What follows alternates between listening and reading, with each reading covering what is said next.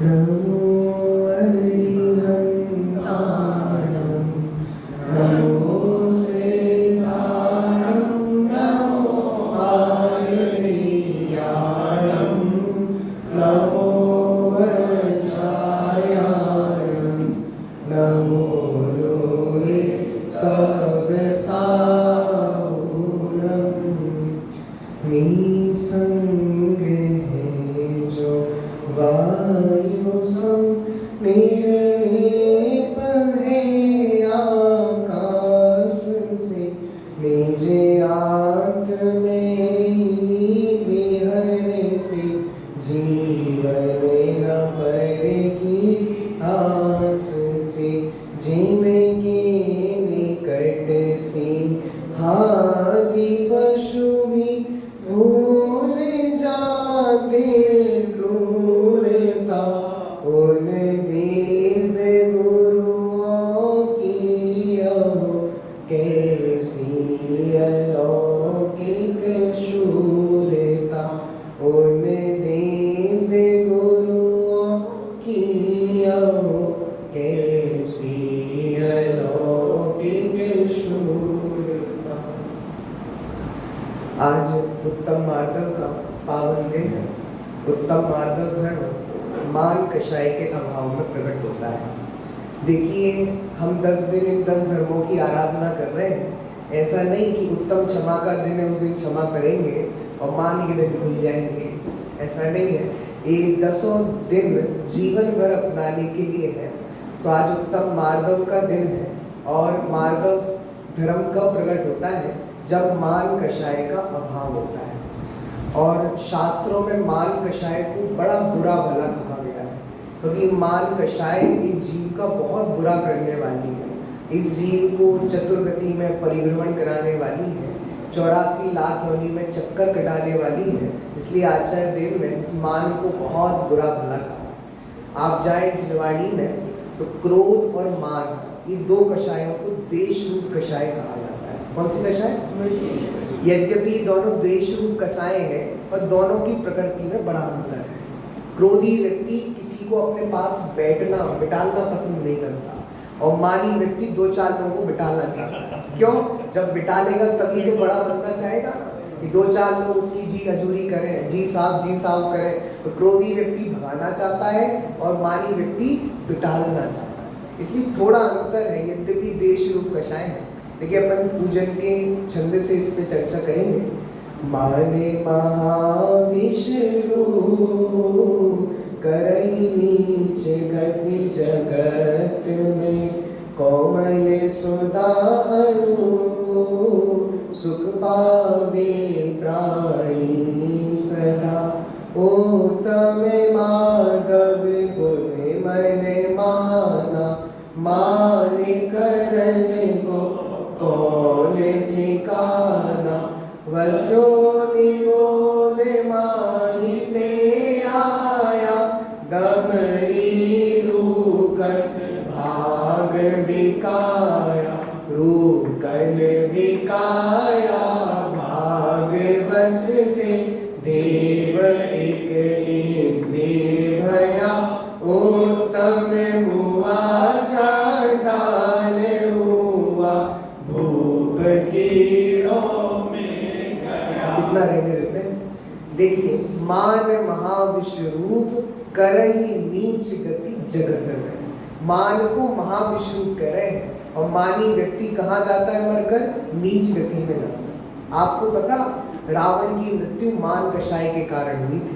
रावण को पता चल गया था ये लक्ष्मण जी है, ये नारायण है, और नारायण पति नारायण को मारता है।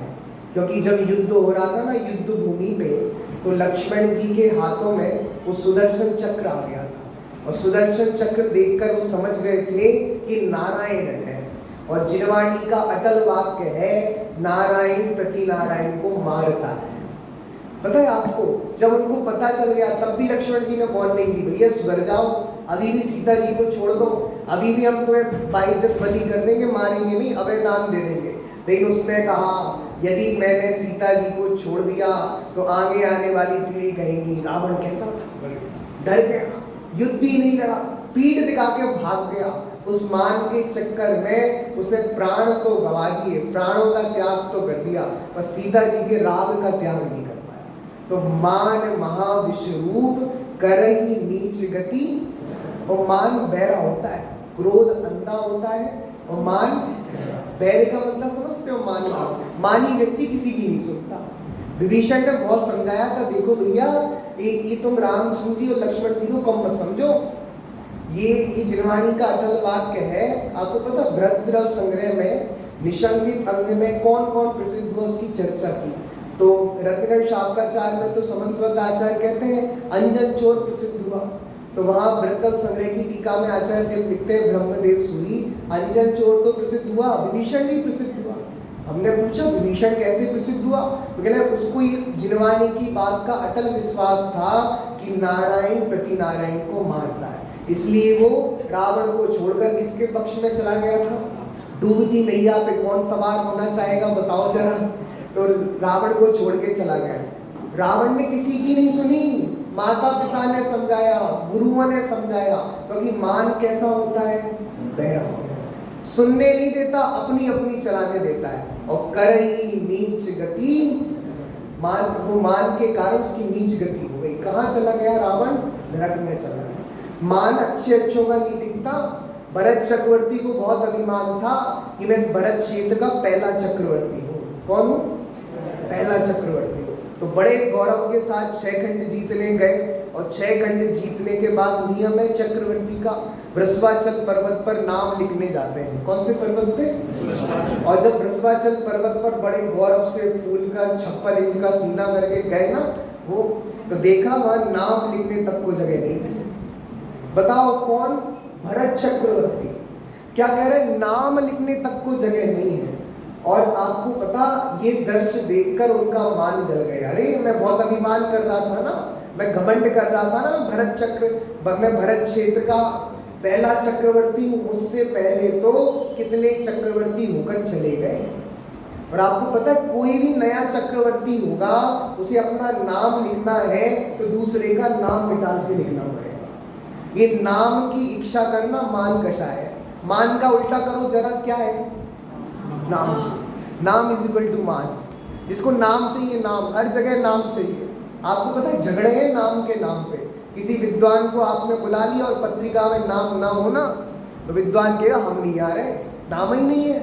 बताओ, सच्ची कह रहे मैं, धर्मात्मा लोग भी उस मान के दलदल में ऐसे फंस जाते हैं कि मोक्ष मार्ग रुक जाता है। अरे और तो सुनो, विद्वान का नाम भी लिख दिया हो तुमने, वो बाल ब्रह्मचारी हो और ये ब्रह्मचारी लिख दिया हो ना, कहता पहले सही कराओ, बाल ब्रह्मचारी लिख के आओ तब आएंगे। इतना नाम का लोभ है, पूछो मत इस जीव को। सच्ची कह रहा हूँ, आपने मंदिर जी में प्रतिमा दान दी हो और वो नीचे प्रशस्ति लिखाई जाती है ना, और वहाँ आपके वो छोटे से बच्चे पप्पू का नाम छूट गया हो तो आप प्रतिष्ठा नहीं होने दोगे प्रतिमा की? पहले पप्पू का नाम देखो, हमने इतने लाख रुपए दिए, कुछ नाम होना चाहिए। और भले आदमी तुम नाम लिखवा रहे हो ना इतने छोटे छोटे अक्षरों में, कोई पढ़ने वाला भी नहीं है। कौन पढ़ता है जरा देख के आना। आपने पढ़ा कितनी प्रतिमाओं पे किस किस के नाम लिखे हैं? किसी को नहीं पता, बस नाम के लिए मर रहा है। इसका नाम मानकशा है। वो भरत चक्रवर्ती को नाम का घमंड था, टूट गया, तहस नहस हो गया जब उनको नाम लिखने को जगह नहीं मिली। आपको पता, जब भरत चक्रवर्ती 6 खंड जीत कर अपने घर पे गए तो माता उनका सम्मान करने के लिए, राज तिलक करने के लिए खड़ी हुई थी। तो माता कहती है, अरे मेरा बेटा आ गया 6 खंड जीत कर, तुम भरत क्षेत्र के पहले चक्रवर्ती हो। तो पता है वो भरत चक्रवर्ती क्या कहते हैं? माँ मैं उच्छिष्ट भोजी हूँ। कौन हूँ? मैं कोई नया चक्रवर्ती नहीं बना, मेरे से पहले अनंत चक्रवर्ती हो गए। उनने जो संपत्ति छोड़ी है उस संपत्ति को भोग रहा हूँ। उच्छिष्ट भोजी, उच्छिष्ट का मतलब आपने वॉमिटिंग कर दी, उल्टी कर दी, फिर उसको चाटना, उसको कहते हैं उच्छिष्ट भोजी। ये 6 खंड की विभूति कोई नई नहीं है, ये अनंत चक्रवर्तियों द्वारा छोड़ी गई है, मैं उसको भोग रहा हूँ। माँ चक्रवर्तित्व मेरा गौरव नहीं है, आप मुझे चक्रवर्तित्व के लिए गौरव प्रदान कर रही हैं, ये चक्रवर्तित्व गौरव की निशानी नहीं है। तो बताओ, वो भरत चक्रवर्ती कह रहा है मैं कौन हूँ? उच्छिष्ट हूँ।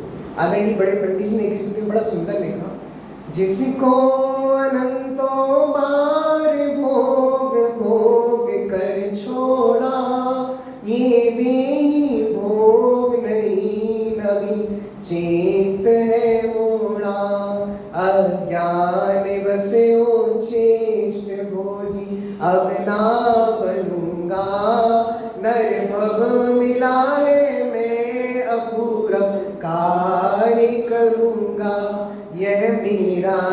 निश्चय, यह सम्यक निश्चय।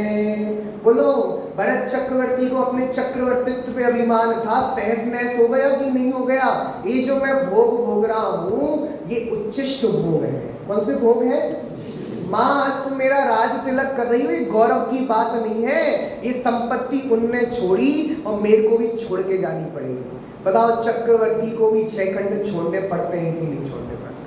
कहाँ गए चक्री जिन जीता भरत खंड सारा, कहाँ गए वे राम और लक्ष्मण? दिखते ही तो नहीं है। दिखते हैं कि नहीं दिखते? कहाँ गए रुक्मणी सतभामा, अरी संपत्ति सगरी, कहाँ गए वे रंग महल अरु सुवर्ण की नगरी, नहीं रहे वे लोभी कौरव जूझ पड़े रण में, और गए राज तज पांडव बन को अग्नि लगी तन में। कोई तो नहीं रहा। जो लोभी कौरव लोग संपत्ति के लिए लड़ रहे थे, झगड़ रहे थे, सब चले गए ना। जब भरत चक्रवर्ती जैसे नहीं रहे, हम कहाँ रहे? इसलिए काय का अभिमान करना। और जिस चीज का तुम अभिमान कर रहे हो ना, आचार्य कह रहे हो स्थिर है, क्षणभंगुर है, विनाशी है, रहने वाली नहीं है। बोलो, आज तुम्हारे पास करोड़ रुपया है, करोड़पति व्यक्ति करोड़पति में से का हटा दो, फिर क्या बचता है? कितना समय लगेगा? करोड़पति से रोड़पति बनने में कितना समय लगेगा? बहुत साल पहले नेपाल में बाढ़ आई थी, तो करोड़पति अरबपति लोग सब धन नष्ट हो गया, सारी प्रॉपर्टी बर्बाद हो गई। जो हेलीकॉप्टर से देने आते हैं ना रोटी पानी, उसके लिए झगड़ रहे थे जैसे गली के कुत्ते झगड़ते हैं। बताओ, कहाँ करोड़पति और कहाँ हटना है? बस जिस संपत्ति के लिए तुम अभिमान कर रहे हो, मैं वैभव वाला हूँ, मैं पैसे वाला हूँ, आचार्य कहते हैं करही नीच गति। सच्ची कह रहे। बताओ, भोगों का अभिमान करने लायक है? हमने तो शास्त्रों में पढ़ा है, बहु आरंभ परिग्रस्त नारकस आयुषा। बहुत आरंभ और बहुत परिग्रह रखने का भाव कहाँ जाने का कारण है? नरक गति में जाने का कारण है। क्या ये भोग हमारे गौरव हो सकते हैं? ये अभिमान करने की चीज हो सकती है? क्षणभंगुर है। बुध गले का क्या विश्वासा, जैसे पानी बीच बतासा, जैसे चमत्कार बिजली का, जैसे इंद्रधनुष आकाशा। बोलो, जो बादलों में इंद्रधनुष बनता है, रेनबो बनता है, कितनी देर टिकता है? अंजलि में पानी भर लिया हो, कितनी देर टिकता है? ये संपत्ति भी नष्ट हो जाने वाली। किसका अभिमान करते हो? एक व्यक्ति था, घर में 3 भाई थे। कितने भाई थे? तो बड़ा भाई कमाता था, बाकी सब निकल्ले थे, कोई कमाता नहीं था। तो बड़े भाई की पत्नी बोलती है कि तुम ही कमाते हो, तुम ही घर बार चलाते हो, तो आप अपने पिताजी से कह दो अब हमें अलग होना है। ये तो मजे मार रहे हैं, अपन ही कमा रहे हैं, तो अब पिताजी से बोल दो भैया अब अलग ही होना है। तो अब वो डरता हुआ पिताजी के पास पहुंचा और पिताजी से कहा भैया अब हमें अलग होना है। तो पिताजी से चलो अलग हो जाना, पहले अपन तीर्थ यात्रा करके आते हैं। क्या करके आते हैं? वो तीर्थ यात्रा के लिए ले गए। अब तीर्थ यात्रा के लिए ले गए, रास्ते में एक पड़ाव आया, क्योंकि पहले तो 1-2 दिन में नहीं पहुंच जाते थे कहीं। शिखर जी भी पहुंचना था तो 6-6 महीने और साल भर लगते थे, तो बीच में बहुत पड़ाव आए, तो एक जगह रुकना पड़ा। तो पिताजी ने परीक्षा ली अपने तीनों बेटे की। तीनों बेटों को 10-10 रुपए दिए। कितने रुपए दिए? और कहा कि भैया जाओ भोजन की सामग्री लेकर आओ। किसकी सामग्री लेके आओ? तो 3 बेटे थे। एक बेटा तो अच्छा कमाऊ था, शुरू से ही कमाता था। एक जुआरी था, क्या करता था? जुआ खेलता था। और तीसरा व्यक्ति अंधा था। कैसा था? अब एक को जो 10 रुपए दिए वो तो बढ़िया बुद्धि था, समझदार था। उसको 10 रुपए दिए, वो एक बाजार में गया, उसने कोई चीज खरीदी और दूसरे बाजार में बेच दी। 10 के कितने कर लिए? 20। अब वो 20 रुपए की सामग्री लेकर आने लगा। दूसरा कौन था? जुआरी। कौन था? उसके पास कितने रुपए थे? 10। उसने 10 को दाव पे लगा दिया। भला करे भगवान। तो 10 को दाव पे लगा दिया। अब 10 के कर लिए 100। कितने कर लिए? 100। अब 100 रुपए की सामग्री लेकर आया। और तीसरा व्यक्ति था ना, वो अंधा था। अब बेचारा क्या करता? वो पत्नी उसको ले गई, वो तो भगवान के मंदिर में पूजा करने चला गया। उसने 10 रुपए की दिया बत्ती और खरीदी और भगवान के मंदिर में वो दिया उसने जला दिया। अब क्या हुआ, भोजन का समय आया, तो भोजन का समय आया तो वो आ गया 20 रुपए की सामग्री लेकर, और दूसरा व्यक्ति आया कितने रुपए की सामग्री लेकर, 100 रुपए की सामग्री। और इसने तो कुछ किया नहीं था, अंधा था, कुछ जानता तो था नहीं, भगवान की भक्ति में लगा। लेकिन जब ये मंदिर से लौट रहा था तो इसका पैर किसी बड़े पत्थर पे पड़ा, उसको बहुत चोट लगी। तो इसने कहा भैया हमारे अंधों का तो यही हाल होता है। इसने कहा कोई दूसरा अंधा आएगा उसके भी पैर फूटेंगे, इससे अच्छा अपन उस पत्थर को अलग कर दे रहे, साइड में कर दे रहे। और जैसे ही उसने पत्थर को साइड में करा, वहां सोने से भरी असरपी निकल के आ गई। अब ये पहुंचा अपने पिताजी के पास, तो पहला बेटा तो कितने रुपए की सामग्री लेके आया, 20, और दूसरा वाला 100। और इससे पूछा पिताजी तुम क्या कर रहे थे, पिताजी आ रही है सामग्री, अभी बहुत सामग्री है। वो कहते हैं बैलगाड़ी भर भर के आ रही है, क्योंकि इसे क्या मिला था, सोने की असरपी। इतनी ज्यादा थी मैं ला नहीं सकता था। अब बताओ, तीनों की सामग्री लाई और अच्छे से भोजन किया पिताजी ने, और अब वो बड़े बेटे को बुलाते हैं, इधर आओ, अब तुम्हें अलग होना है। तुम्हें जो बड़ा भ्रम था ना, मान मैं घर को चलाता हूँ, मैंने कमाता हूँ, तो तुम्हारा मान तहस नहस हो गया। ये सब अपने पुण्य का खाते हैं। तुम्हें लग रहा था ये अंधा व्यक्ति क्या करेगा, वो देखो तुमसे ज्यादा लेकर आया है। तुम सोचते हो जुआरी क्या करेगा, तुमसे ज्यादा लेकर आया है। और तुम्हारे पास तो बुद्धि भी थी, चतुराई भी थी, व्यवसाय का ज्ञान भी था, तुम कितना लेके आए। तो अब वो समझ गया कि भैया सब घर में अपने अपने पुण्य का खाते हैं, ये व्यर्थ का अभिमान है जो ये जीव करता है। देखिए, मान महाविष्णु करही नीचे गति जगत में, कोमल सुदानु सुख पावे प्राणी सदा। अब आचार्य कहते तुम्हें बड़ा घमंड है ना अपने आप पे, इतिहास याद करो तुम्हारा, थोड़ा फ्लैशबैक में जाके देखो तुम कहाँ से आए हो। तो कह रहे ओ तमे माधव कुले मने माना, माने करने को कौन ठिकाना, बस्यों को दे माही ते आया, दमरी रूकन भाग। आज तुम्हारे पास थोड़ा ऐसो आराम है, पैसा है, तो बड़े झूल रहे हो। पता है लोगों को आजकल मान के लिए तरह तरह का स्टेटस करता है। घर में पैसा नहीं है फिर भी घर बनाएगा, तो पता है टाइल्स कौन सी कंपनी के लगने चाहिए, जॉनसन एंड जॉनसन, अच्छे वाले आते हैं। नहीं है फिर भी लोन लेके लगाएगा। घर में व्यवस्था नहीं है, एलईडी चाहिए, लोन लेके लगाएगा। ये मान कषाय में इतना अंधा होता जा रहा है कि कर्ज में डूबा जा रहा है, डूबा जा रहा है, डूबा जा रहा है। और फिर एक दिन वो आएंगे EMI वाले और वो गाड़ी खींच कर ले जाएंगे ना, तब इसको बड़ा दर्द होगा। पता है सबसे बड़ी कषाय लोग क्या कहेंगे, लोग घर में आएंगे पूछेंगे ये टाइल्स में मजा नहीं आया, लगवाने तो वही चाहिए थे, कौन से, बोलो जल्दी, जॉनसन जॉनसन कंपनी के। मजा नहीं आया, घर में अच्छा बड़ा बेड होना चाहिए, सोफा सेट होना चाहिए, एलईडी होना चाहिए, फलाना होना चाहिए, एक 4 व्हीलर तो होनी चाहिए ना, हाथ में एप्पल का मोबाइल भी तो होना चाहिए ना। है नहीं सैलरी इतनी, लेकिन लोन ले लेकर ये सब जितनी आज बैंक वाले मजे कर रहे हैं ना, वो मान कषाय के नाम भी कर रहे हैं। तो अपने मान का पोषण करते जा रहे हो और वो चलते जा रहे हैं। बढ़ क्यों रहे हैं बैंक, बताओ, बैंकों की संख्या बढ़ क्यों रही है, हम ही बढ़ा रहे हैं। लोन ले लो, बैंक की दूसरी शाखा खुल गई, तीसरी खुल गई, चौथी खुल गई। ये मान कषाय में अपने स्टेटस के चक्कर में हमारे पूर्वजों ने कहा था हमसे, जितनी चादर उतनी पांव पसार। लेकिन मान कषाय के पोषण के लिए सब कुछ इकट्ठा करना चाहता है। बोलो एप्पल का मोबाइल लेके आता है, एप्पल के मोबाइल में पीछे क्या बना रहता है, एप्पल। और वो एप्पल भी कैसा होता है, जूठा।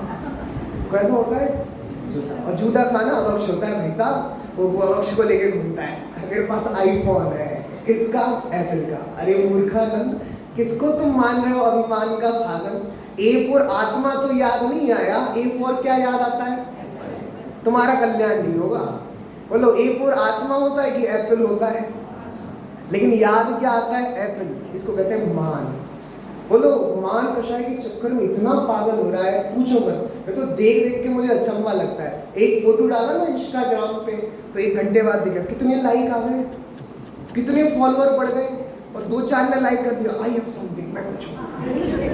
मूर्खानंद, आचार्य ने कहा था मैं हूँ इस पे विश्वास करना, मेरी सत्ता है उस पे विश्वास करना, और तुमने कहा मैं कुछ हूँ, ये मान कषाय है। अपना एग्जिस्टेंस स्वीकार करना, इसका नाम सम्यक दर्शन है। लेकिन मैं कुछ हूँ, कुछ एक्स्ट्रा हूँ, पर्यायों से अपने को बड़ा मानता है, संयोगों से अपने को बड़ा मानता है। आचार्य कहते कौन सी कषाय है? मान कषाय। और दूसरे ने फोटो पोस्ट किया वो अपने ही साथ, उसको ज्यादा लाइक मिल गए, अपने को नहीं मिले। दीनता, अरे देखो तो सही, उसको कितने मिल गए, अपने को कुछ नहीं मिला। इतना मान का पोषण है, देख देख के आश्चर्य होता है बड़ा। बताओ गर्मी के दिन हो और मई की गर्मी हो, बहुत तेज गर्मी पड़ रही हो, शादी में जाना है तो क्या पहन के जाओगे? बोलो जल्दी। कोट पैंट ना, बताओ एकदम कोट पैंट पहन के तैयार, टाई लगी हुई है, गर्मी, पसीना बह रहा है, पसीना बह रहा है, लेकिन पहन के क्यों जा रहा है बताओ? लोग क्या कहेंगे? अगर हम ऐसे ही चले गए तो लोग क्या कहेंगे? किस में मरा जा रहा है? मान कषाय, टाई। आपको पता है टाई क्यों लगाते थे वो लोग? फॉरेन के लोग टाई क्यों लगाते हैं? एक बार राजीव दीक्षित ने कहा था इसलिए टाई लगाते थे कि वहाँ सर्दी बहुत पड़ती है। अब सर्दी पड़ने के कारण उनकी नाक बहती थी, अब रुमाल निकालने में दिक्कत होती थी, तो वो उससे पहुँच लेते थे। सच्ची बात है। और तुम मूर्खानंदों को पता ही नहीं, फिर भी लटका लटका के घूम रहे हो। इतना मान कषाय का पोषण है, इसलिए आचार्य देख रहे हैं मान महाविश्व रूप। बड़ा आश्चर्य होता है। लोग मान कषाय के पोषण के लिए, शादियां होती है ना, शादियां, मैं तो ऑब्जर्वेशन करता हूँ, वो दुल्हन गई ब्यूटी पार्लर। कौन से पार्लर? मैं उसको ब्यूटी पार्लर नहीं कहता, मैं उसको भूतिया पार्लर कहता हूँ। सच्ची घटना है वो। कोई बताओ अच्छा खासा शकल वाला इंसान ब्यूटी पार्लर में जाता है तो क्या बन के आता है बताओ? भूत बन के ही आता है। सच्ची कह रहा हूँ, अच्छा खासा चेहरा होता है, वो सब चेहरा बिगाड़ लेता है। अब जो ब्यूटी टिप्स देने वाली महिला होती है ना, वो कहती तुम्हारी विदाई हो, रोना नहीं है तुम्हें, नहीं तो मेकअप खराब हो जाएगा। आप देखना, बड़ा मैं ऑब्जर्वेशन करता हूँ, आंसू आते हैं ना उसके, यहीं से पहुंच देते हैं, यहाँ तक गिनने नहीं देते। बताओ, इतना मूर्खानंद है ना मान कषाय का। सर्दी के दिन हो ना और शादी में महिलाएं जाए तो स्वेटर पहन के नहीं जाती। क्यों? कोई पूछेगा साड़ी नहीं दिख रही, और स्वेटर पहन के जाएंगी, साड़ी नहीं दिख रही, बिल्कुल। और स्वेटर पहन के नहीं गई और एकदम नई साड़ी लेके आई, और लोगों ने पूछा भाभी आप साड़ी कहाँ से लेके आई? पैसे पड़ गए, नहीं तो नहीं पड़ते। इतना मान कषाय का लोभी जीव है, पूछो मत। पता है एक सेठानी ने तो घर में आग लगा दी। वो नए 5 तोले का हार पहन के गई, मंदिर में घूमा, दुकान में घूमा, किसी ने पूछा ही नहीं कि आपने कहाँ से लिया था, बढ़िया लग रहा है। तो अब क्या हुआ, उसने हाथ में गहने मैंने सब पहने, किसी ने पूछा नहीं, दिन भर निकल रहा है, एकदम अंदर में जलन, मान का पोषण नहीं हुआ ना, तो घर में आग लगा ली। और मोहल्ले वालों को बुलाती है, देखो भैया देखो घर में आग लगी है, क्योंकि यहाँ पहने ना सोने के, वो देखो भैया देखो घर में आग लगी है।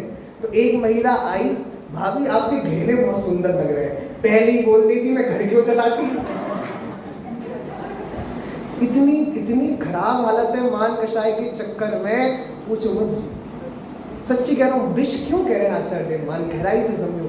मान महाविश्व रूप करही नीच गति।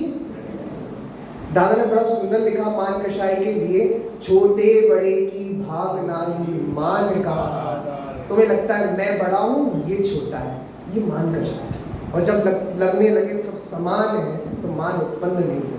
दादा ने बहुत सुंदर लिखा पुस्तक में, सब थे समान। कैसे थे? कैसे समान?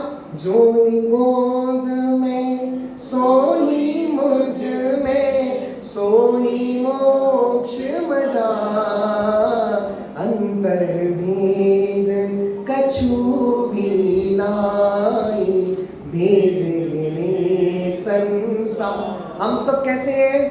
सिद्धों में और मुझ में कोई अंतर है? जब तुम देखोगे जैसे सिद्ध है वैसा ही मैं हूं, कोई अंतर नहीं है। मान उत्पन्न ही नहीं हुआ।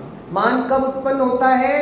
कि मैं बड़ा हूं और ये छोटे हैं। ये मान उत्पत्ति का मूल कारण है। जब लगने लगे अरे ये भी भगवान आत्मा है, मैं भी भगवान आत्मा हूं, तो मान उत्पन्न ही नहीं होगा। मान उत्पन्न क्यों हुआ? तुम्हें संयोगों से महान दिखता है व्यक्ति। किससे दिखता है? देखो इनके पास करोड़ रुपया है, बोलो तुम्हारे पास करोड़ों रुपया है, और एक तुम्हारे पास में बैठा है उसके पास एक भी नहीं है, तो तुम क्यों प्रसन्न हो बताओ? मेरे पास कितने हैं? बोलो जल्दी बोल दो, कितने हैं? करोड़ों रुपया है। अब मैं आपसे पूछना चाह रहा हूं, ये दोनों सिद्धों जैसे हैं कि नहीं? समान है कि नहीं? बड़ा किससे मान रहे? संयोगों से। आचार्य देव कह रहे संयोग क्षणभंगुर है, तुम्हारा त्रिकाली ध्रुव आत्मा इससे अत्यंत भिन्न है, तुम इन संयोगों से आत्मा को महत्व मत मानो। जब ये लगने लगे सिद्धों जैसे ही मैं हूँ, मेज में और सिद्धों में कोई अंतर नहीं है, मान उत्पन्न नहीं होगा। सबसे अच्छा उपाय मान को नाश करने का, हम थे समान, समान में से सा हट गया तो क्या बचा? दादा कहते हैं स्वाभिमान के नाम पे भी मान का पोषण करना चाहता है। किसके नाम पे? बोलो। पत्रिका में लिखा गया पंडित फलाना फलाना शास्त्री, उनका फोन आया मेरे पास कि भैया आपने ये क्यों लिखा पंडित फलाना फलाना, अब तो हमारी डॉक्टरेट की डिग्री हो गई है, आपको लिखना था डॉक्टर फलाना फलाना शास्त्री। ये डॉक्टर क्यों लगाना भैया, डॉक्टरेट की डिग्री हो गई ना। मान बोल रहा है। कौन बोल रहा है? भैया हमने इतने रुपए का दान दिया था, आपने नाम तक नहीं लिया हमारा। कौन बोल रहा है? पता है लोग मान के चक्करों में मंदिरों से दूर हो जाते हैं। बोलो। मैंने बोला भैया आपने बीच में कुर्सी लगा क्यों रखी है, पीछे जाओ थोड़ा जरा। पंडित जी आपने हमसे ऐसे कैसे बोल दिया, बीच में सारी सभा में हमारी बेइज्जती कर दी, कल से मंदिर नहीं आएंगे। बोलो। लोग ऐसे धमकी देते हैं, पूछो मत। बोलो कल से हम भगवान, वो लोग बोलते हैं ऐसी भाषा बोलते हैं कि कल से हम नहीं आएंगे तो भगवान का क्या होगा, हम ही तो भगवान को अभिषेक कराते हैं, भगवान का प्राक्षाल कराते हैं। तो बड़े पंडित जी बोलते थे तुम ये बोलते हो ना कि अब से हम नहीं आएंगे तो भगवान का क्या होगा, भले आदमी तेरा क्या होगा? तू भगवान को छोड़कर भगवान को अभिषेक तो नहीं कराएगा तो घर में पप्पू का स्नान कराएगा, समझ में? देव दर्शन नहीं करेगा तो दूरदर्शन ही करेगा। तो बताओ तुम जो कह रहे हो ना भाषा में कि भगवान का क्या होगा, अरे भगवान का जो होगा वो सब है, तुम्हारा क्या होगा जिन मंदिर से दूर होकर छोटी छोटी मान कषाय में? बताओ किसी पंडित जी का सम्मान कराना हो, कमेटी के 2 लोगों को बुला लिया और 4 लोगों को नहीं बुलाया, अब पूरे में बात चली, हमें तो बुलाए ही नहीं, हमें तो बुलाए ही नहीं, हमारी भी कोई पूछ तो है, पूछा ही नहीं हमसे, क्या नहीं करा? आपको पता है हम उससे तो पूछा ही नहीं, क्या नहीं करा? तुम्हारी बहुत बड़ी पूछ है, बताओ जरा। बड़े पंडित लिखा नीति वाक्य के वाक्य है, इसको पूछ चाहिए, बंदर बन जाओगे तो, बहुत पूछ चाहिए बहुत। ये व्यक्ति पूछ और मूछ की लड़ाई में लगा है। किसकी लड़ाई में? बोलो। शादियां इतनी अच्छी क्यों होती हैं, करोड़ों अरबों रुपए खर्च क्यों होते हैं? मान के का। अरे हमारी भी तो नाक है ना, नाक बड़ी चाहिए तुम्हें, हाथी बन जाओ, कितनी बड़ी सूढ़ होती है उसकी, बताओ जरा। हमें नहीं पता हम कैसे कैसे कर्म बंद कर, बंदर बनने की तैयारी कर रहे हैं, पूछ के चक्कर में। पूछे ही नहीं हमसे। बोलो उनके यहाँ शादी थी, हम नहीं जा रहे, पूछे ही नहीं। अरे कार्ड भेज दिया था ना, अरे फोन ही नहीं लगाया। बताओ ये मान चाहिए ना, तुम त्रिंच गति में चल रहे हो। और पता मान इतनी खतरनाक कषाय है, श्रीमद जी कहते हैं यदि मान ना होता ना मोक्ष नहीं होता, इतनी खतरनाक कषाय है। और देखो कहाँ से चर्चा प्रारंभ की थी, इतिहास, थोड़ा इतिहास उठाकर देखो हम कहाँ से आए हैं, निगोद से। कहाँ से आए? निगोद का मतलब समझते हो? ऐसी दशा है जहाँ कोई उसको जीव मानने तैयार नहीं है। किसको? निगोद को। एक इंद्रिय आदि पर्यायों से निकल कर आए हैं। बताओ कौन जल को जीव मानता है? वो तो डॉक्टर वसु का भला हो, उनने वनस्पति काय में जीव सिद्ध कर दिया, लेकिन जल को कोई जीव नहीं मानता, पृथ्वी काय को कोई जीव मानने तैयार नहीं है। अगर जल को जीव मानते तो फिर ऐसी बहाते क्यों जल को? ऐसी दशाओं में रहकर आए हो जहां तुम्हें कोई जीव मानने तैयार नहीं था। आज तुम्हें थोड़ा कुछ मिल गया तो फूल रहे हो, उड़ रहे हो हवा में। लगता है लोग कैसे कैसे, इनको बहुत ईगो है, मतलब बहुत अभिमान है, ये तो हवा में उड़ते हैं। कहाँ उड़ते हैं? हवा में। एक बार क्या हुआ, चिड़िया हवा में उड़ रही थी, मनुष्य ने चिड़िया से पूछा कि भैया मुझे भी हवा में उड़ना है। कहाँ उड़ना है? हाँ। तो चिड़िया हवा में उड़ी, तो उसने मनुष्य को बड़ा सुंदर जवाब दिया। उन्होंने कहा सुनो, तुम्हें हवा में उड़ना है ना, तो हवा से उड़ने के बाद जमीन पर आना पड़ता है। कहाँ आना पड़ता है? लेकिन तुम मनुष्य लोगों की आदत बड़ी खराब है, हर उड़ते तो हवा में, ऊपर जमीन में नहीं आते। मतलब अपने जो रूट्स हैं, अपनी जड़, उनको भूल जाते हो। तुम्हें ज्ञान मिला, उन गुरुओं को भूल जाते हो। समझ में आया? थोड़ा सा ज्ञान हो जाता है तो लगता है मुझे बहुत कुछ आता है। कोई श्रोता लोग बैठे होंगे बड़े स्वाध्यायी, तो वो कहते हैं ये पंडित जी क्या पढ़ा रहे हैं, ये स्थूल स्थूल बातें पढ़ा रहे, सूक्ष्म बातें पढ़ाओ ना समय सार की। मैं प्रमत्त नहीं अप्रमत्त नहीं, कौन सा भाव हूँ, एक ज्ञान भाव। बड़े पंडित बड़ा सुंदर वाक्य लिखा, जो कुछ समझ कर बैठा है ना, सभा में आप बैठे हो ना, जो कुछ अपने को समझ कर बैठा है ना, उसे कुछ समझ में नहीं आएगा। सच्ची कह रहा हूँ, हमें तो बहुत आता है, समय सार की गाथा याद है। तो आचार्य देव कहते हैं तुम थोड़ी तुलना करना सर्वज्ञों से अपनी, सर्वज्ञों के सामने तुम्हारा कितना ज्ञान है। कभी ज्ञान हो जाए ना, अपने गुरुओं को, अपने रूट्स को नहीं भूलना, अपनी जड़ को नहीं भूलना। समझ में आया? कभी कभी ऐसा हो जाए गुरु से भी ज्यादा शिष्य को ज्ञान हो जाए तो भी गुरुओं की इज्जत करना नहीं भूलना, क्योंकि मान को गलाना है तो विनय चाहिए। क्या चाहिए? और मान का अभाव करना है तो समानता का अनुभव चाहिए, आत्मानुभूति चाहिए। देखो सारा धर्म आत्मानुभूति से शुरू होता है और आत्मानुभूति से खत्म होता है। आत्मानुभूति के बिना तो एक भी धर्म नहीं है।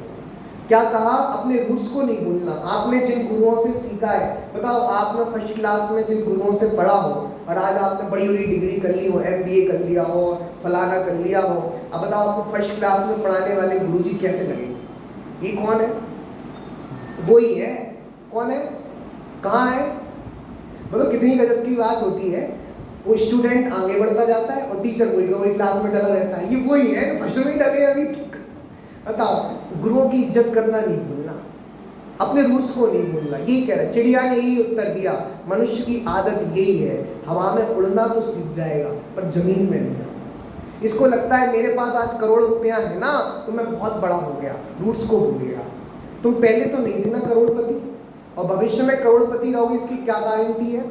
बोलो, ये भाव बदल जाएगा ना, सारे सहयोग छूट जाएंगे, कोई दम नहीं है इसमें। इसलिए कभी ज्ञान का घमंड नहीं करना। जब भी आपको लगने लगे कि मेरे पास बहुत ज्ञान है, मैं बहुत कुछ जानता हूँ, एक बार जिनवाणी की शरण में आना। यहाँ लिखते सदा सुखदास जी, याद करो समन्वत आचार्य को, कैसी कैसी टीकाएं लिखी उन्होंने। उनकी टीका के सामने तुम्हारा ज्ञान क्या है? बोलो, अष्ट सहस्त्री, अष्ट सती, इतने महान महान ग्रंथ लिखे आचार्यों ने, उनके सामने तुम्हारा ज्ञान क्या है? तुलना तो करो। समय साल लिखा, प्रवचन साल लिखा, पुरुषार्थ सिद्धि उपाय लिखी, तो भी आचार्य देव कह रहे हैं मैंने ये रचना करी, ऐसा जानकर मोह में मत नाचो। ऐसा लिख रहे हैं आचार्य देव। इतनी बड़ी रचना के बाद भी कह रहे कि स्वरूप गुप्त अमृतचंद आचार्य के इसमें कोई भी कर्तव्य नहीं है। जब इतने बड़े बड़े आचार्य इतना विपुल साहित्य लिखकर भी अपनी विनम्रता प्रकट कर रहे हैं, विनय प्रकट कर रहे हैं, इसका मतलब उनसे विनय सीखने लायक है। बोलो, जब ऊंट को पहाड़ के नीचे खड़ा किया जाता है ना, तब पता चलता है मैं ऊंट हूँ, पहाड़ बहुत बड़ा है। जब तुम्हें ज्ञान, अरे हमें समय साथ पूरा याद है, अच्छा थोड़ा तुलना करो सर्वज्ञ से, सर्वज्ञ के सामने कितना है। अरे गणधर परमात्मा कहते हैं अगर सर्वज्ञता, सर्वभगवान का ज्ञान समुद्र की तरह है तो मेरा ज्ञान बिंदु की तरह भी नहीं है। थोड़ा गलाओ अभिमान को। ये जिन मंदिर थे ना, ये अभिमान गलाने के साधन थे। हमारे पुराने मंदिरों में मंदिर के गेट छोटे क्यों होते थे बताओ जरा? कि तुम सब जगह अकड़ते हो या थोड़ा झुक कर आओ। लेकिन हमने कहा हम नहीं झुकेंगे, अब तो बड़े कराएंगे। हो गया काम।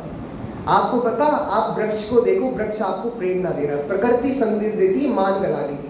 जब वृक्ष में फल लग जाते हैं ना, वृक्ष झुक जाता है। इसलिए जिसके पास ज्ञान होता है ना, वो ज्ञान का मद नहीं करता। बड़ा आश्चर्य है, ज्ञानी को ज्ञान मद नहीं होता, अज्ञानी को ज्ञान मद होता है। दादा का एक बड़ा सुंदर उदाहरण है कि एक व्यक्ति था, बहुत गरीब था, उसके पास कुछ नहीं था, लेकिन अब वो क्या धीरे धीरे पुण्य का उदय आया, संपत्ति मिल गई, करोड़पति हो गया। पहले उसको कोई देखना तक पसंद नहीं करता था, कुछ नहीं बोल रहा। आप सब उससे जय जैन बोलते हैं, जय जैन भाई साहब, जय जैन भाई साहब। तो एक लाइन बोलता है, कह दूंगा। क्या बोलता है? महीने भर बीत गया, 2 महीने भर बीत गए। एक व्यक्ति ने पूछा, हम आपसे जय जैन करते हैं, आपका बड़ा सम्मान करते हैं और आप कहते हैं कह दूंगा। आखिर किससे कहोगे बताओ जरा? तो उसने कहा, सुनो, पहले मेरे पास तो था ही नहीं, मैं तो टेंडर गोपाल था, कुछ नहीं था मेरे पास। आज मेरे पास संपत्ति है, तिजोरी है, तो तुम मुझसे क्या कर रहे हो? जजमेंट कर रहे हो। तो किसके कारण कर रहे हो? तो रात को तिजोरी खोलूंगा तो उससे कह दूंगा, भैया रामचंद्र जी ने जजमेंट किया था, श्याम ने जजमेंट किया था, और समझ में आया? इन सौरभ भैया ने जजमेंट किया था, रोहित भैया ने जजमेंट किया, सबका बोल दूंगा मैं वहां पे। समझ में आ रहा है? ऐसे ही अगर तुम्हारी कोई तारीफ करे, तुम्हारा कोई ज्ञान की तारीफ करे, तो कहना मैं कह दूंगा, किससे? गुरुजनों से कह दूंगा कि भैया मैं गया था, लोगों ने कहा बहुत अच्छा, ये किसकी तारीफ है? गुरुजनों की तारीफ है। इस कभी भी अपने अभिमान का पोषण नहीं करना, गुरुओं के सामने तुम कुछ नहीं। समझ में आया? गौतम गणधर को बड़ा अभिमान था कि एक बार देख के आता हूँ ये महावीर कौन है। बोलो, जैसे ही वो गया और मान स्तंभ को देखा, मान ध्वस्त हो गया कि नहीं हो गया? मान नहीं टिकता, मान करण को कौन ठिकाना? कुछ ठिकाना नहीं। इतिहास याद करो, निगोज से निकल कर आए, जैसे सब्जी खरीदने जाते, दमरी रूकन भाग का, इसका अर्थ सुना, रूकन बिकाया मतलब क्या? कि जब हम सब्जी खरीदते हैं तो मान लो आपने टमाटर, क्या भाव चल रहे हैं भैया? 50 60 50 चल रहे हैं। अब 50 रुपए के भाव में टमाटर चल रहे हैं, आपने 1 किलो टमाटर खरीद लिए। अब आप ठेले वालों से कहोगे थोड़ा धनिया भी तो डाल दो। कितने के टमाटर खरीदे हैं? 50 के। आपने धनिया फ्री में ले लिया कि नहीं ले लिया? ऐसी रुका, दमरी रूकन भाग बिकाया, बिना कीमत के बिका, इसकी कोई कीमत नहीं थी। ऐसी पर्यायों में गया जहां बिका, कोई वैल्यू नहीं थी, ऐसी पर्यायों में रहकर है। अभी क्यों घमंड करते हो? उन्होंने कहा कुल का अभिमान करता है, जाति का अभिमान करता है। पहले याद करो तुम्हारा कुल क्या है, तुम्हारी जाति क्या है। तुम सिद्धों की कुल के हो, तुम्हारी जाति सिद्धों जैसी है। कैसी है? किसका घमंड करना, किसका अभिमान करना? इसलिए कह रहा है सिद्धों की कुल को याद करो, घमंड उत्पन्न नहीं हुआ। इसको लगता है अरे क्यों नहीं, देखो ज्ञानम पूजा कुलम जाति, ज्ञान का मत, पूजा का मत, कुल का मत। कुल का मत मतलब मेरे पिताजी एमएलए हैं, मेरे पिताजी की बहुत पहुंच है, मेरे पिताजी की बड़ी जान पहचान है, इसका घमंड भैया? पिता के कुल का। बोलो जाति का मत, मेरे मामा ऐसे हैं, मेरे मामा वैसे होंगे ना, तुम तो नहीं हो ना। क्या कहा? तुम तो नहीं हो ना। ये पता है जितने एमएलए के बच्चे होते हैं ना, वो ट्रैफिक पुलिस वाले पकड़ लेना तो बड़ी ढौंस दबाते हैं, अरे मैं उसका एमएलए, तुम जानते नहीं हो मैं कौन हूं। क्या कहा? अरे भले आदमी, तुझे पता ही नहीं तू कौन है। ये जिनवाड़ी यही बता रही तुम कौन हो। वो कैसे ठसक में बोलता है ना, तुम जानते नहीं हो। क्या बोलता है? तुम जानते नहीं हो मैं कौन हूं। भैया तेरे को पता ही नहीं तू कौन है।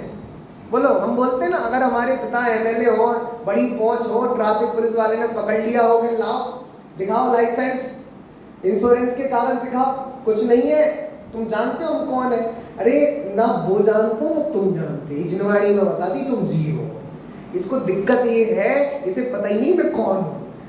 मैं कौन हूँ इसकी खबर नहीं है, इससे बेखबर है, इसलिए मान उत्पन्न हो रहा है। और जिस क्षण ये पता चल जाए मैं जीव हूँ, मैं सिद्ध समान हूँ। पता है विश्व में सभी द्रव्य समान है, अगर जड़ भी है तो जड़ेश्वर है, और आत्मा भी है तो आत्मा भी ईश्वर है। कोई भी द्रव्य कम नहीं है, सब कैसे हैं? सब समान है। और इसलिए मान कषाय को गलाना है। अब बताओ, इतिहास याद कर रहे हम, कौन सी पर्याय में चले गए? एक इंद्रिय पर्याय में। कैसे बिके? बिना मोल के, कोई कीमत भी नहीं रही। तो जरा समझो, ऐसी दशा में हम रहे हैं। यदि अभी उत्तम कुल मिला है, उत्तम जाति मिली है, इसका काम ये है कि अब अपना कल्याण करो। सूरज सूरदास जी लिखते हैं, तुम ऐसे कुलों में रह के आए हो कि तुम्हें सुबह झाड़ू लगानी पड़ती थी, वो मल का हो गया टोकरी उठानी पड़ती थी। समझ में आया? ऐसी ऐसी दशाओं में रह के आए हो। तुम ऐसे कुलों में उत्पन्न हुए हो जहाँ तुम्हें पन्नियां बीननी पड़ी, तब जाके तुम्हें एक वक्त का भोजन नसीब होता था। तुम ऐसे कुल जाति में रह के आए हो जहाँ तुम्हें ट्रैफिक पे भगवान के नाम पे भीख मांगनी पड़ती थी। ऐसी दशाओं में रह के आए हो। अभी उत्तम कुल मिला है, उत्तम जाति मिली है, सबसे श्रेष्ठ कार्य है अपना कल्याण करना। ये मान तुम्हें रोकेगा कल्याण करने के लिए। अब मान को नहीं जीतने देना, आत्मा की जीत करानी। पता है मुनिराज के सामने चक्रवर्ती नमस्कार करने आता है, मुनिराज को मान नहीं। किसका मान करे? बंदे चक्री तदापि न मनने माने जो। कौन नमस्कार कर रहा है? कौन? मुनिराज तो एक सेल्फी ले रहा है, अपन लगाएंगे। कौन आया था भाई साहब? बड़ी बेकार दशा है। प्रधानमंत्री जी मिलने आ जाए ना तो लगा लो आप। कौन से पत्र लगेंगे? मान पत्र। कौन से पत्र? सबके घर में सम्मान पत्र लिखे हैं ना कि हमारा इनके साथ ऐसा सम्मान हुआ। मतलब आपके विधायक आ जाए सौरभ भैया और आप एक सेल्फी लोगे, लगाओगे कि नहीं लगाओगे दुकान पे? बोलो जल्दी। रोहित भैया लगाओगे कि नहीं लगाओगे? अरे आप बोल ही नहीं रहे, बता और कौन बोलेगा? हाथ ना तो करो, लगाएंगे आप, क्योंकि लगता है यार देखो किसके साथ सेल्फी ली है, किसके साथ?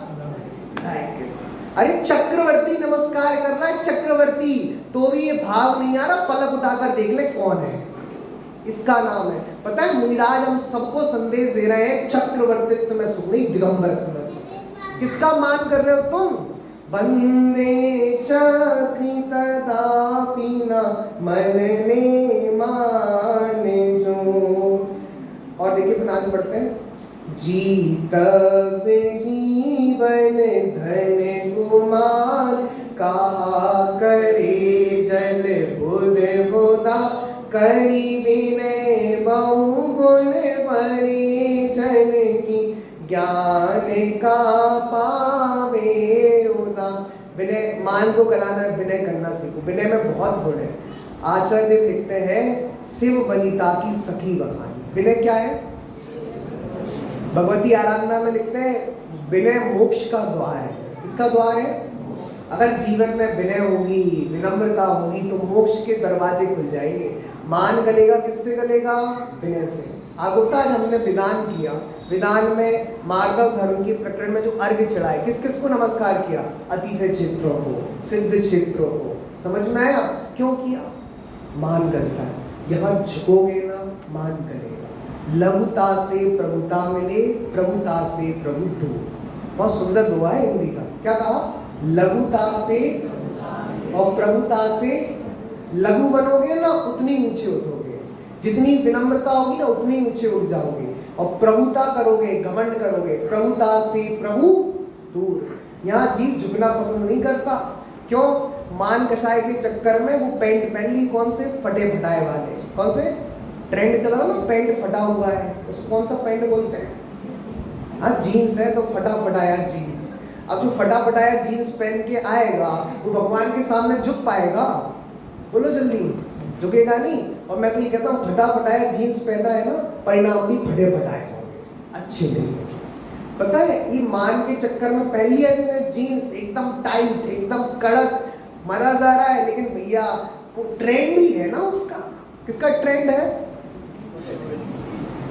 ये सब मान के चक्कर में। धन का मान नहीं करना, पैसे का, रूप का मद नहीं करना। किसका मद नहीं करना?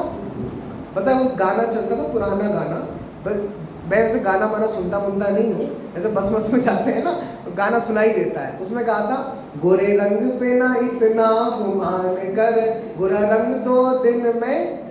बोलो आचार्य क्या कह रहे हैं? आचार्यों का संदेश जगह जगह है। क्या कह रहे हैं वो? कि तुम जो रूप पे घमंड कर रहे हो ना, वह रूप भी 2 दिन में। और इस गाने को सुन के बड़ा सुनता है, आनंद आ रहा है, आनंद आ रहा है। भाई साहब कोई कह रहा है इस रूप पे घमंड मत कर, ये रूप ज्यादा दिन रहने वाला।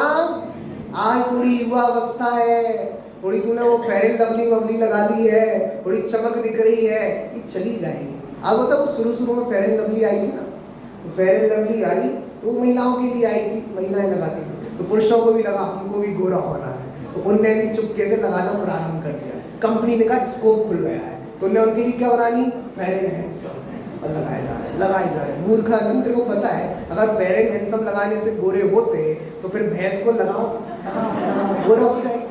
जिस रूप का तुम मद कर रहे हो ना, वो रूप ज्यादा देर टिकने वाला नहीं है, और उस रूप के लिए अवक्ष लगाने तैयार है। वो एड चलता है ना, भैया क्या चल रहा है? फॉग चल रहा है। क्या चल रहा है? फॉग। इसको लगता है बहुत सुंदर शरीर हो जाएगा, शरीर से खुशबू आने लगेगी। अरे शरीर गंदा ही है, इससे क्या खुशबू आएगी?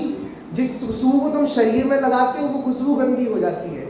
इसलिए आचार्य देव कह रहे हैं कि रूप का मद नहीं करना, कुल का मद नहीं करना, जाति का मद नहीं करना, रिद्धि का मद नहीं करना। किसका मद? मेरे पास इतना धन है, मेरे पास इतना पैसा है, कोई पैसा ज्यादा दिन रहने वाला। दादा कहते हैं ये दौलत है। क्या है?